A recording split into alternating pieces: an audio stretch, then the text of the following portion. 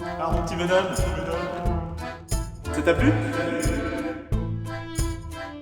Parce que moi, j'ai pris des notes.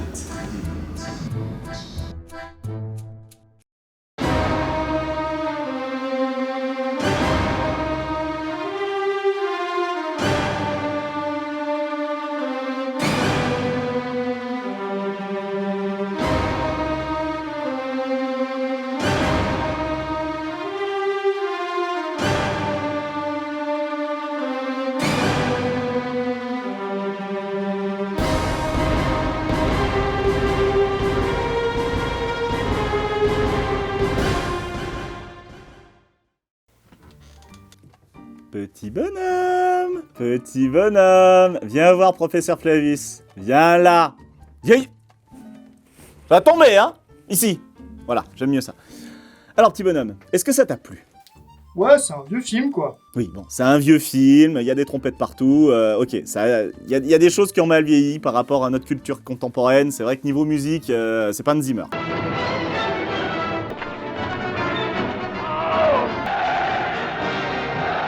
Passons. C'est pas ce dont on va parler aujourd'hui, parce qu'effectivement, un film comme celui-là, un vieux péplum des années 60, ça a certaines particularités, et celui-là, spécialement, en fait, c'est un film qui est pas spécialement passé à la postérité, parce que il a fait un four, mais un four genre massif, un four majuscule, j'ai envie de dire. En fait, c'est le 6e film qui a connu le plus de pertes au box-office. Simplement à $ constant, ouais, c'est le 6e film qui a le plus bidé de l'histoire du cinéma, donc c'est un peu chaud. Cela dit, c'est un film quand même qui a des notes assez positives du point de vue des critiques. Si vous allez sur Rotten Tomatoes, vous verrez qu'il a 92% de critiques favorables pour les critiques pro, et au contraire, bon, 68% pour les critiques publiques. Ça reste quand même assez positif pour un film de cette époque.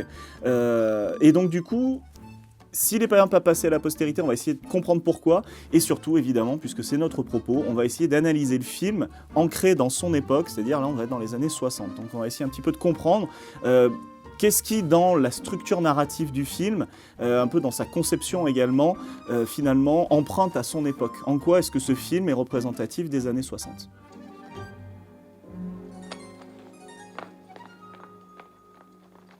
La chute de l'Empire romain. Un film d'Anthony Mann de 1964. Alors de quoi ça cause ? C'est un film qui raconte l'histoire de la succession de l'empereur Marc Aurèle, un empereur qu'il est célèbre puisque c'était un empereur philosophe. C'est un empereur qui est connu en fait pour sa grande dévotion au pouvoir en fait. Il a donné sa vie finalement pour l'empire. Et il est surtout connu pour une succession un peu calamiteuse, puisqu'il va passer le pouvoir à son fils, Commode. Comme les meubles Ikea ? Il me fatigue. Je peux rien en faire, c'est compliqué. Donc, Commodus, on va essayer de le traiter comme ça, pour pas qu'il nous emmerde. Donc il passe le pouvoir à son fils Commode, qui lui, en a pas grand-chose à talquer des affaires, on va le voir, on va développer un petit peu.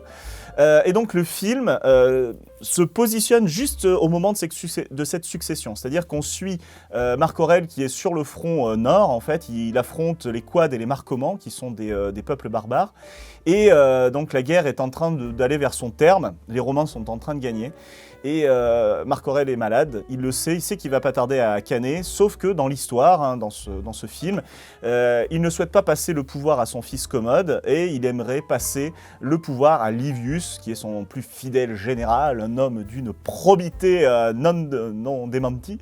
Et le truc, c'est que y a un complot qui va se faire jour pour assassiner Marc Aurèle et pour mettre à la place donc Commode, un mec un peu plus facile à manipuler.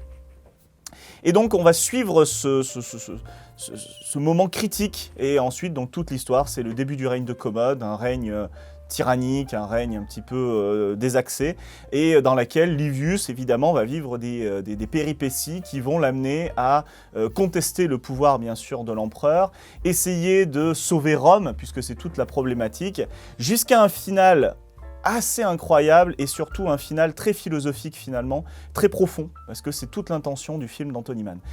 Et tout le problème finalement que Anthony Mann va rencontrer avec ce film, c'est que c'est un film qui est trop profond. C'est un film qui a beaucoup de verbiage en fait. Hein. C'est un peu moi si vous voulez. Il est chiant. Ah, c'est vrai qu'il est chiant.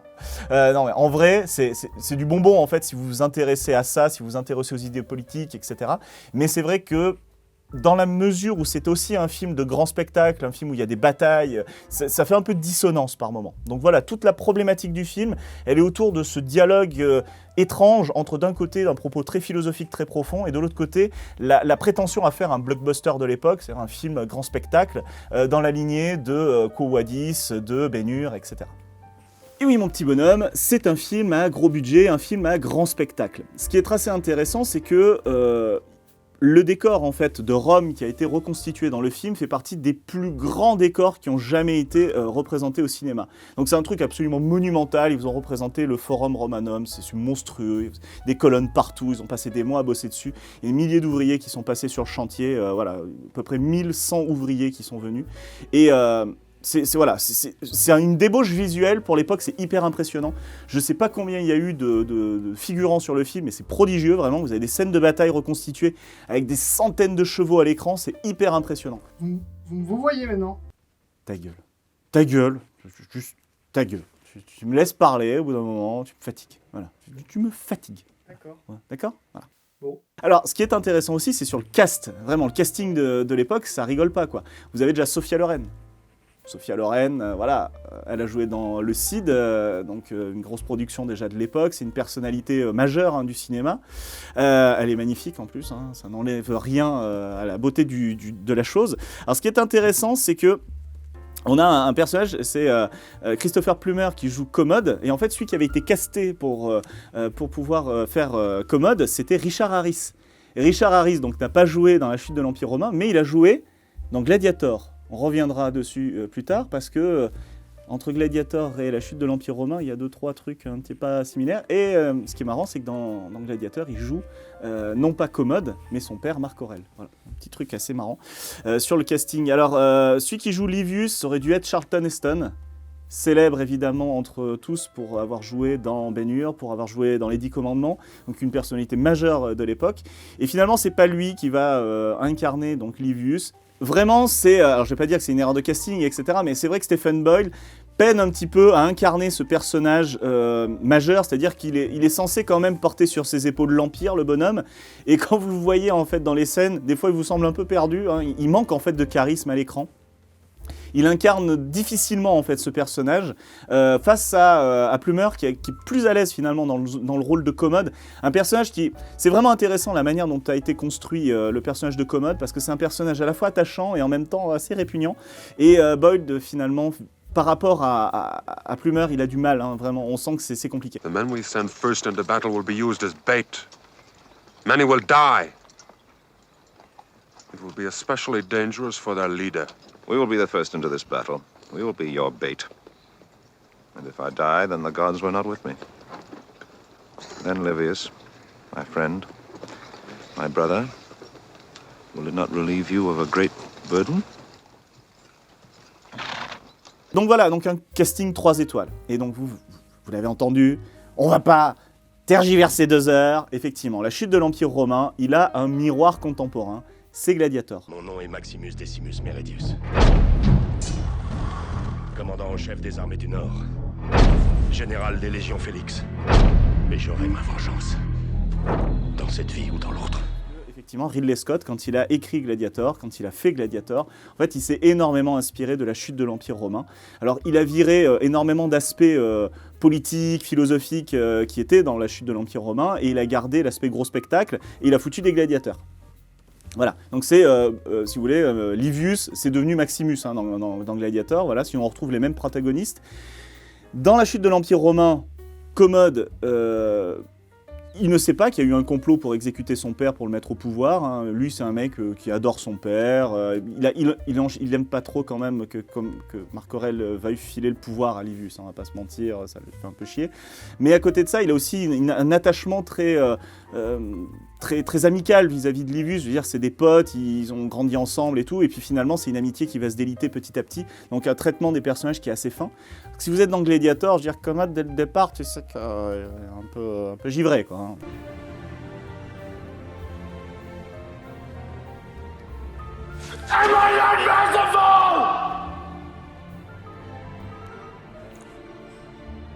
Il y a un peu de tac-tac. C'est pas le même personnage du tout, hein, c'est ça qui est intéressant, et les deux sont hyper intéressants, si vous voulez, hyper intrigants. C'est très éloigné, par contre, l'un comme l'autre, de la personnalité probable de Commode. J'insiste bien sur le probable, parce qu'évidemment, ce que l'on en sait nous parvient à travers des sources, hein, c'est essentiellement Hérodien et Dion Cassius qui nous en parlent. Commode, c'est quelqu'un qui est pressenti comme être un prince vertueux, un prince qui va être dans la continuité de son père, puisqu'il va conserver au départ des ministres, entre guillemets, de son père, mais au final qui va se laisser un petit peu flatté par des gens de cour, et qui au final va plus se retrancher dans les plaisirs, dans les jeux de gladiateurs, puisque effectivement Commode adorait se mettre en scène de cette manière-là. Et au final, ça nous donne un règne où finalement l'empereur est quand même en retrait et laisse quand même les autres diriger son empire.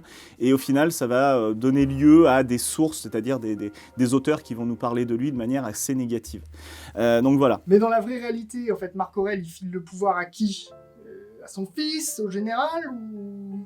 Alors, dans la réalité, point de Lévius ou de Maximus, hein, Marc Aurèle, il a préparé Commode, son fils, pour sa succession. Alors là, on est sur un truc assez intéressant, c'est-à-dire que dans Gladiator, comme dans la chute de l'Empire romain, on a l'impression que les scénaristes, ils n'arrivent pas à se dire qu'un empereur aussi vertueux que Marc Aurèle donne en pleine conscience le pouvoir à son fils qui est un trou de balle. Mais c'est simplement parce que ça, c'est un biais historique, si vous voulez. C'est-à-dire que dès lors où on est dans l'époque, au moment où ça se fait, Commode, c'est quoi ? Commode, c'est un porphyrogénète. C'est le premier porphyrogénète de l'histoire. Un quoi ? Un porphyrogénète. Porphyre, ça veut dire, c'est la pourpre en fait, et c'est un des traits du pouvoir impérial. C'est-à-dire si vous passez un truc de pourpre, de couleur pourpre, obtenu avec le murex, c'est-à-dire c'est un petit coquillage voilà, dont on fait la culture. En gros, ça sert à obtenir cette teinte pourpre si caractéristique, et c'est un symbole du pouvoir impérial, et si vous vous amusez à porter du pourpre sur vous, ben, en gros, vous êtes en train d'usurper le pouvoir impérial. Pas s'amuser. Voilà. Donc Commode, il est né dans la pourpre, c'est-à-dire qu'il est né dans le pouvoir impérial. C'est le premier personnage en fait, de l'histoire romaine à naître dans la pourpre, c'est-à-dire à naître pour devenir un empereur romain. Il est élevé dans cette perspective, donc c'est quelqu'un qui reçoit une très bonne éducation par son père, donc vraiment, il a un souci d'hérédité. Et d'ailleurs, dans l'Empire romain, c'est un peu compliqué, parce qu'on n'a pas de règles claires pour la succession. On ne sait pas bien comment ça doit se passer. Est-ce qu'on choisit quelqu'un ? Est-ce que c'est le fils qui doit succéder à son père ? C'est un peu vague, si vous voulez, et il y aura toujours des problèmes dans l'Empire à cause de ça, parce que personne ne sait vraiment comment ça marche. Mais oui, Commode a vraiment été choisi par son père pour lui succéder. Et si c'est parti en cacahuète, c'est dû à plein de paramètres, et en plus, de la situation, si vous voulez, on n'en perçoit que ce que les sources de l'époque veulent bien nous dire. Mais alors, mes petits bonhommes, pour quelle raison est-ce qu'on a tendance à se focaliser comme ça sur le règne de Commode hein, donc on a le règne de Marc Aurèle, puis celui de Commode qui s'enchaîne. Pourquoi est-ce que là-dessus ? Mais tout simplement parce que dans les films, on aime bien, hein, quand c'est un peu pittoresque, quand il y a genre du sang, du sexe, machin. En plus, c'est ce qu'on associe généralement à l'époque romaine. Vous avez dû remarquer qu'à chaque fois qu'on vous représente l'époque romaine au cinéma, c'est toujours du sang, du massacre. Parce que ce sont des gens, évidemment, vu qu'ils ont vécu avant le christianisme, ils n'ont pas pu connaître la morale. Voilà. C'est un peu l'esprit qui est là derrière, qui est un peu problématique d'ailleurs, parce que la caractérisation de l'époque romaine est systématiquement flinguée du cul. Hein. Dans les saisons de Rome, chaque fois qu'ils vous présentent les matrones romaines, vous avez toute l'impression que ce sont des catins en puissance, alors que, je veux dire, la matrone romaine, question sexualité, c'est carré, quoi. Donc voilà, c'est vraiment quelque chose qui est assez problématique. C'est un gimmick maintenant, c'est de se passer dans les mœurs, mais dans la réalité, c'est pas tout à fait comme ça. Alors, fascination effectivement pour les empereurs dits un peu dégénérés, donc Commode, évidemment Néron aussi a été souvent représenté au cinéma. Tout cela simplement parce que ça donne des bonnes histoires, on va pas se mentir. On n'a pas mis, je sais pas moi, le règne de Trajan par exemple au cinéma, je pense pas que ça a été une seule fois adapté ce truc-là. Donc on choisit ce genre de personnalité, mais il faut toujours garder à l'esprit que la manière dont on a de représenter tant au cinéma que dans les textes qui nous sont parvenus ces empereurs, ces personnages-là, c'est toujours évidemment quelque chose de déformé. Il faut toujours essayer un peu de remettre les choses en perspective. Par exemple, le règne de Caligula. Hein. Caligula, toujours représenté de manière complètement déviante, machin. En fait, Caligula, c'est quelqu'un qui, avant toute chose, se pensait comme un pharaon. Donc évidemment, sa manière de concevoir le pouvoir impérial, pour lui c'est un pouvoir illimité, je l'assume. Alors qu'à l'époque, on est au tout début de l'Empire, faut aller doucement parce que les sénateurs, ils sont pas encore prêts à reconnaître que ça y est, le pouvoir, c'est plus eux, c'est l'empereur. Voilà. Donc voilà, ce petit truc-là, il faut le garder à l'esprit. Ouais, enfin bon, vous papotez, mais c'est quoi le sous-texte du film, en fait? Déjà, tu te calmes, hein, ça va venir. J'ai bien organisé mon propos. Presque. Donc, le sous-texte. Le sous-texte du film, donc la chute de l'Empire romain, déjà, c'est pas la chute de l'Empire romain du tout. Hein. On est la fin du 2e siècle, le 3e siècle arrive bientôt, et donc on n'est pas du tout sur la fin de l'Empire romain d'Occident, qui arrivera au 5e siècle de notre ère. Donc l'Empire romain est encore bien stable sur ses appuis, j'ai envie de dire. Cependant, on est à la fin d'une période qui est généralement perçue comme la période de faste, la période d'apogée de l'Empire, c'est-à-dire la période des Antonins. Donc la dynastie qui commence avec Nerva et qui s'achève avec Commode, justement. J'ai un copain qui s'appelle Antonin. Bravo, merci. Je suis content de ta participation. Pourquoi la chute de l'Empire romain, du coup ? Tout simplement parce que... Monsieur ? Monsieur ? Ouh. Bugué. Anthony Mann, quand il a eu l'idée de ce film, il s'est appuyé sur un bouquin absolument majeur qui s'appelle « La chute de l'Empire romain » d'Edward Gibbon. Le déclin et la chute de l'Empire romain. Voilà. Donc il a lu un abrégé de ce bouquin, il s'est nourri d'autres trucs, et en fait il s'est rendu compte qu'on est à un moment de bascule à la fin du règne de Marc Aurèle, juste avant ce que l'on appelait la crise du IIIe siècle. C'est-à-dire que pendant un siècle, il va y avoir une 50aine d'empereurs qui vont se succéder. C'est un bordel terrible parce qu'aux frontières, les barbares attaquent un peu dans tous les sens pour faire juste des raids de pillage. Donc c'est le why, c'est le bordel, d'accord ? Donc là, évidemment que insérer en fait un film sur cette séquence historique particulière, c'est juste avant en fait les débuts des problèmes. Et longtemps, et Gibbon était totalement dans cette idée-là, c'est le début de la fin. En vérité, ça n'a rien à voir. Hein.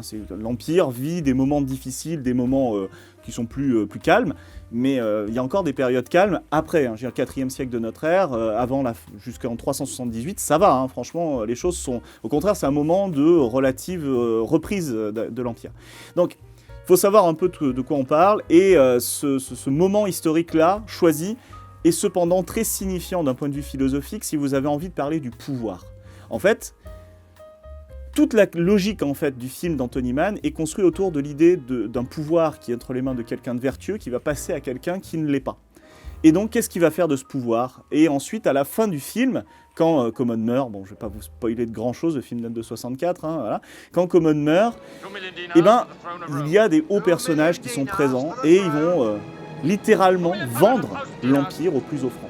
Et donc, évidemment, tout ce texte-là nous alerte en fait sur la société de l'époque.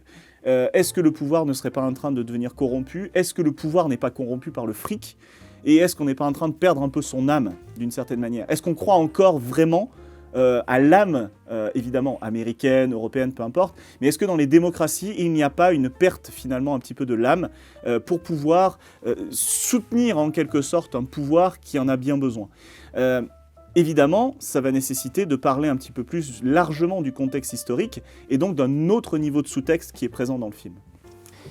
Et donc, quel est cet autre sous-texte ? Cet autre sous-texte, évidemment, c'est toute la question des barbares dans ce film. Les barbares, c'est une figure que l'on retrouve beaucoup dans le cinéma du péplum. Très souvent, le barbare, c'est un être un peu dégénéré, un peu bizarre, machin, même dans Gladiator. Hein. Si vous regardez Gladiator, les barbares, ils sont pas bien traités. Hein. Pourtant, dans le 99, c'est des gros barbares hirsutes, complètement débilos. Mais ces barbares-là, les barbares qu'on a dans le film d'Anthony Mann, ils sont hyper intéressants. Parce que ce sont au contraire des êtres positif que l'on va traiter à travers la différence et non pas un aspect positif, amélioratif ou négatif. Ils ne sont pas traités de cette manière-là. Ils sont traités comme une autre humanité que l'Empire doit cesser de combattre et au contraire accepter comme des frères dans l'Empire pour les pacifier, en faire des Romains. Et au final, c'est le grand rêve de Marc Aurèle dans ce film. Marc Aurèle voulant créer une sorte d'immense fédération des peuples dans laquelle il n'y aurait plus de frontières et que tout le monde se rassemble derrière l'idée de Rome. Rome comme la mère de tous les peuples. Ouais, c'est un peu un hippie, quoi. Ouais, d'une certaine manière. Alors, on est en 64, effectivement, on a une envie, en fait, à cette époque-là, dans certains milieux, évidemment, de créer l'amour entre les peuples, abattre, en fait, les frontières. Et si on est en 64 aux États-Unis, évidemment, la frontière principale que vous pressentez, c'est la ségrégation raciale. Puisqu'on est en plein encore dans la période de la lutte pour les droits civiques, qui, elle dure depuis l'abolition de l'esclavage, hein, cette lutte, mais évidemment, elle a des phases plus ou moins actives. Et à partir des années 50, vous avez l'affaire de Rosa Parks qui refuse de laisser sa place dans un bus à un blanc. Donc là, vous êtes dans le dur, quoi. Et vous avez l'assassinat de Martin Luther King en 1968. Donc, vous voyez, vous êtes dans cette séquence-là de lutte pour les droits civiques. Et en fait, le film d'Anthony Mann, qu'est-ce qu'il nous dit ? Il nous dit qu'il faut abattre les différences entre les individus. Et il est important, en fait, si l'Empire a envie de se pacifier, ça ne se fera pas par la guerre, ça ne se fera pas par la division, ça ne se fera pas par le rejet de l'autre, ça se fera par son acceptation comme un frère. Et cette idée-là, elle est hyper intéressante parce que c'est une idée qui est présente en fait dans la structure même, dans l'ADN de l'Empire romain. C'est-à-dire que cet Empire romain, comment se constitue-t-il ? Eh bien en fait, il se constitue dans l'acceptation des autres civilisations qui sont présentes sur son sol. Alors évidemment, ça ne se fait pas sans heurts, ça ne se fait pas sans guerre. Vous avez par exemple les alliés italiens de Rome au 1er siècle avant notre ère qui vont se révolter contre Rome parce qu'ils estiment être maltraités. Ils veulent la citoyenneté romaine et les Romains la leur refusent. Les Romains vont gagner la guerre, mais ils vont comprendre qu'il faut lâcher du lest et qu'il va falloir, plus que se faire des alliés, se faire des semblables.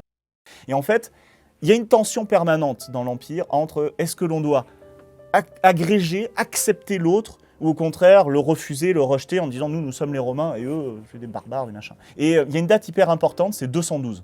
212 de notre ère, l'empereur Caracalla, peut-être pour des questions fiscales, peut-être pas pour des choses très positives, hein, c'est pas un hippie du tout Caracalla.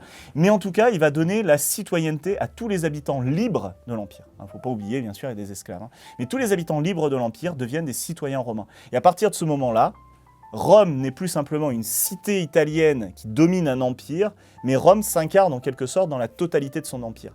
Et donc, vous voyez, sur cet édit de Caracalla qui date de 212, donc qui est un peu plus tardif que l'idée que l'on prête à Marc Aurèle dans le film, eh bien, il y a quelque chose que l'on retrouve, finalement, une idée structurante. Et donc voilà, je trouve que le film d'Anthony Mann est hyper intéressant sur cette question-là, parce qu'il essaye justement de parler du présent, tout en se servant du passé. Et en plus en le faisant avec de la finesse. Mais barbares, droits civiques, ségrégation, c'était vraiment prévu dans le scénario ou alors vous affabulez ? Aussi étrange que cela puisse paraître, oui, c'était prévu dans le scénario, simplement parce que un des auteurs du scénario, Ben Barsman, est un mec qui a été inquiété pendant les années en fait de McCarthyisme. Alors le McCarthyisme, j'en avais vite fait parler dans d'autres vidéos, hein, c'est l'époque de la chasse aux sorcières aux États-Unis. Et Ben Barsman, en fait, il va, vu qu'il était de sympathie d'idées de gauche, il va être inquiété, il va finir par s'exiler en Europe en 1949. Et donc, voir un mec comme ça au scénario, évidemment que pour lui, ces questions-là sont hyper importantes. L'amitié entre les peuples, les contacts entre les différentes sociétés, c'est vraiment quelque chose qui l'anime. Et donc on sent que dans son scénario, la volonté en fait de tisser un lien entre les hommes et non plus être dans la division, l'opposition, la guerre même, c'est quelque chose qui lui tient à cœur. Et notamment, bon, l'idée de guerre, évidemment, elle est là, parce que les Américains, durant les années 60, vous n'êtes pas sans savoir qu'ils sont engagés dans la guerre au Vietnam. Donc quand Marc Aurèle, et puis ensuite Livius, etc., on appelle à faire la paix, créer la paix pour stopper en fait la folie des hommes qui se divisent dans la guerre, évidemment que ça aussi, ça fait un parallèle avec la guerre du Vietnam qui a lieu à cette époque-là et qui divise au sein même de la société américaine. Ah d'accord, et du coup la scène où tous les peuples défilent devant Marc Aurèle, on y est quoi, on est en plein dedans. Exactement, tout à fait, tu as tout à fait raison. Effectivement, à ce moment-là, on est au tout début du film, hein, comme tu as pu le voir, et effectivement, donc tu vois tous ces chars avec des gens avec des costumes extrêmement bariolés, très particuliers, provenance en fait de tous les coins de l'Empire, même au-delà, hein, puisque vous avez le roi d'Arménie qui est aussi là. Et en fait, tous ces gens, effectivement, rendent hommage finalement à l'empereur, et l'empereur fait la synthèse de tous les peuples. Mais tous les peuples sont pris de manière à égalité, on les représente bien dans leur diversité. Et donc, il y a presque une idée de fédération. Hein. L'idée de Marc Aurèle dans le film, c'est quasiment créer une fédération des peuples autour de l'idée de Rome, et tous les peuples sont égaux, arrêtent de se faire la guerre, etc. Donc, vous voyez que c'est un point de vue hyper positif, en fait, qu'essaye de défendre ce film. Il le fait, par contre, contre d'une manière qui n'a pas forcément toujours été bien compris à l'époque. Et en plus, vous avez vraiment, je veux dire, il y a des moments, des échanges entre les personnages, faut s'accrocher, quoi. C'est compliqué. Et puisqu'on parle des autres, puisqu'on parle de cette diversité de peuples, il y a une scène à la fin du film qui est hyper importante dont il faut absolument parler. C'est-à-dire que vous avez déjà vu des péplums où il y a des chrétiens qui meurent en martyrs. C'est un thème qui a aussi été énormément utilisé dans l'art, dans des sociétés qui étaient très chrétiennes. Et le truc, c'est que le film, La chute de l'Empire romain, n'est pas du tout dans cette perspective-là. Et d'ailleurs, le réal, il a dit que ça le faisait chier. Il a pourtant commencé à travailler sur Quo Vadis, c'est lui qui fait cramer Rome. Voilà. Mais il a pas du tout envie de rester dans cette perspective-là. Il veut vraiment faire un film qui parle de la mentalité romaine pure. Et ce qui est hyper intéressant, c'est qu'à la fin du film, les barbares qui s'étaient acclimatés, qui étaient rentrés sur les terres de l'Empire, qui avaient rasé leur barbe, bon, pas sur le cliché, mais qui s'étaient intégrés en fait, dans l'Empire, vont finir massacrés parce qu'au final, les divisions au sein de la société romaine tombent sur le rejet en fait, de l'autre. Et à la fin, donc, plein de barbares sont amenés dans une bûcher au centre de Rome et vont être brûlés. Et là, en fait, on ne peut pas s'empêcher de voir le parallèle qui est fait entre ces barbares et les chrétiens que l'on martyrise. Et donc, c'est pas un film qui se termine bien, c'est pas un film positif sur le message qu'il nous donne, enfin le message est lui positif, mais finalement, on se rend compte qu'on est plus dans l'utopie que dans la chose qui peut réellement se réaliser. Donc c'est un film pessimiste. Ouais, bon, c'est vrai que c'est un bon film, quoi. C'est un vieux film, mais c'est un bon film. Vraiment, ce film, il mérite d'être vu parce qu'il est intéressant. Il y a vraiment des choses à prendre, même au niveau politique, philosophique, c'est quelque chose qui vaut le détour. Alors j'ai essayé de le démontrer là, mais il y aurait une dizaine et des dizaines de plans, de scènes qu'il faudrait analyser pour pouvoir en faire le tour. Donc effectivement, ça a peut-être été un peu long, mais ça n'a pas été en vain, parce qu'il dit des trucs ce film. Puis bon, ce qui est bien, c'est que vous avez un peu connu l'époque, donc vous pouvez en parler un peu comme un témoin. Petit bâtard. Faut que je cours. Ouais, faut que tu cours. Ouais, tu vas courir. Là, la prochaine fois yeah. que je t'attrape, casse en deux. Ouais. Tu revoir. cours. Au revoir. Ah. Ouais, c'est ça, ouais. Merde.